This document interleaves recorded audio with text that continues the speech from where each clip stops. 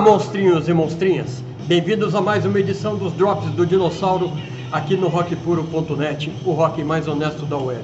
Eu sou o Dinossauro, o Sérgio Avelar, e tenho sempre historiazinhas incríveis do nosso universo para contar para vocês. Hoje eu quero apresentar um herói meu, que vocês não conhecem, mas vão conhecer e vão adorar a história dele. Ele se chamava Mike Millard. Mike Millard era um taper, era um cara que gravava fitas. Ele gravava fitas de shows. Ele não era pirata, ele não fazia gravação pirata, ele não fazia gravação com intenção de comercializar, nem nada no gênero. Ele apenas era aficionado por gravar shows. Sem autorização, claro, senão não teria graça. E essa é a história do Mike Millard. Um sujeito gordinho, de óculos, de uniforme caqui, zelador de uma escola, morava com a mãe, não tinha muita vida social, ele era muito recluso assim, mas tinha uns poucos amigos, e ele gostava de ir nos shows mais incríveis que rolavam na Califórnia, perto da casa dele. Ele fazia gravações impressionantes, ele tinha uma técnica bárbara.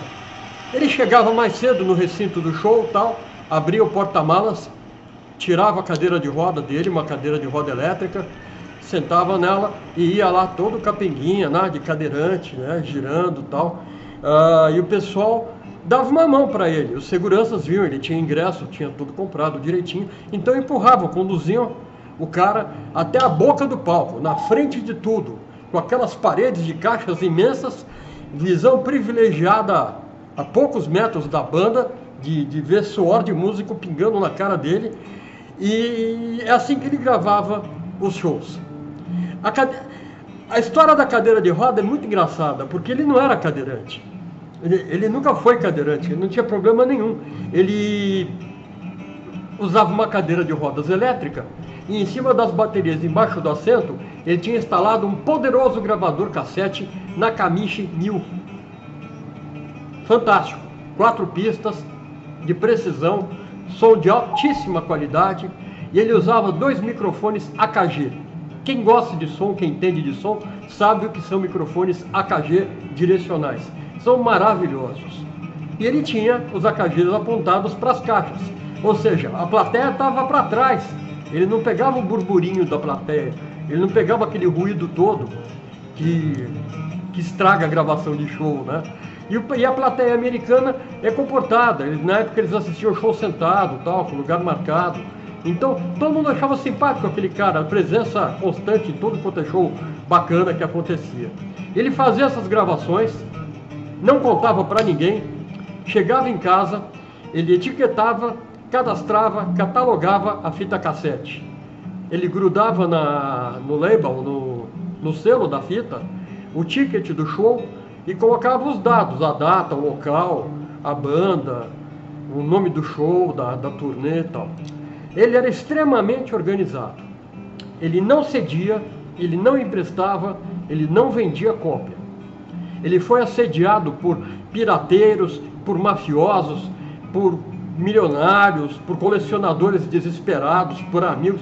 A vida inteira. Chegou a apanhar, chegou a ter altos problemas na vida pessoal dele, mas ele nunca cedeu uma cópia de gravação dele. Isso é muito interessante. De vez em quando, para algum amigo muito próximo, daqueles que tomavam uma cerveja com ele no sábado à noite, ele dava uma cópia do show. Mas ele fazia o catálogo, fazia o cadastro, punha o nome da pessoa para quem lhe deu e fazia o cara assinar. Se aparecesse alguma cópia por aí no mercado, ele sabia exatamente atrás de quem ele ia puxar a orelha. Não tinha como enganar o cara. Ele era muito organizado.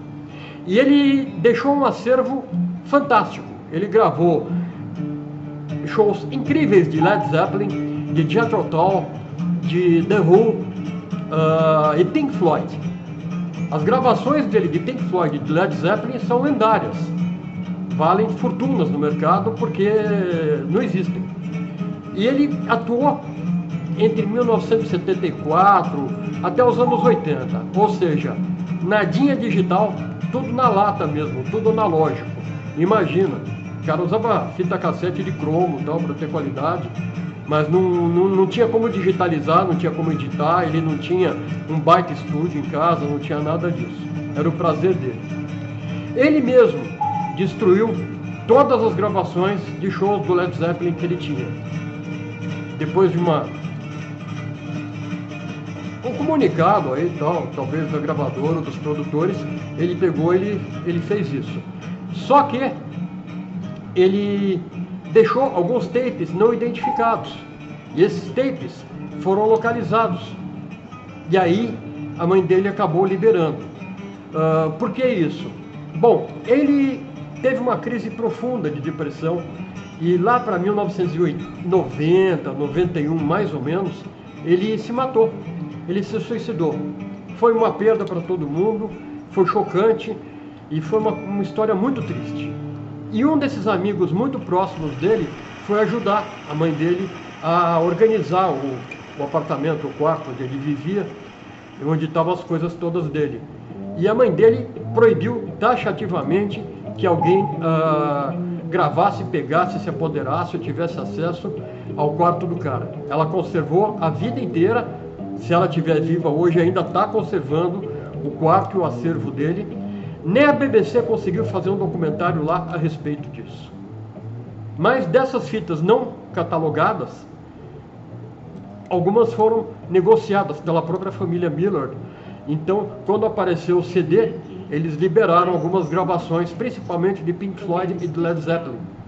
E a BBC adquiriu algumas dessas cópias e depois se editou uma série sobre Mike Millard, contando e apresentando o trabalho maravilhoso do cara, porque foi uma documentação que ninguém tinha como fazer na época. A documentação do cara foi precisa.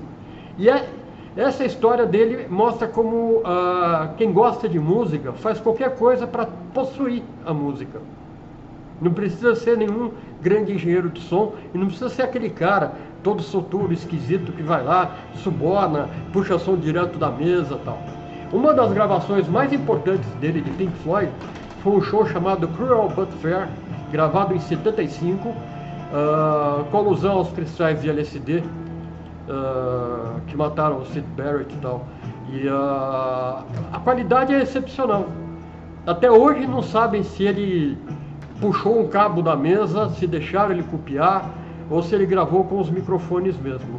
O que se sabe é que, como usava o cassete dele 4 pistas, chegou algum período da vida dele, quando ele teve alguma grana a mais, ele comprou mais 2 microfones e ele usava 4 microfones para poder pegar toda a amplitude do som que saía da boca do pau.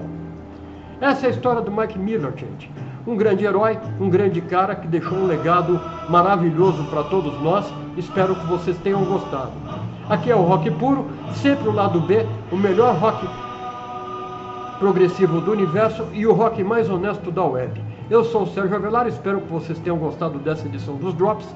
E a próxima edição eu vou falar de bootlegs, que não são discos pirata, são uma coisa bem especial e muito diferente e não são tão ilegais assim quanto parece, porque são comercializados. Esses bootlegs são a salvação de nós que colecionamos discos e gostamos de gravações inusitadas, com muita qualidade, sem a edição da gravadora. Os shows do Mike Miller, por exemplo, não passavam por nenhum tipo de corte ou de edição, eram na íntegra. Então isso vale muito a pena a gente conferir, vale muito a pena a gente se divertir com essas histórias dele. Visitem o site do rockpuro.net, vejam as historinhas, vejam outras edições dos Drops, tem muitos vídeos, tem 130 páginas de conteúdo exclusivo para vocês. E até a próxima, pessoal. Espero que vocês tenham gostado da historiazinha. Eu sou o Dinossauro, fiquem em paz, tudo vai dar certo. Não esquentem a cabeça, a música é o nosso alimento. Tchau, tchau, pessoal, até a próxima.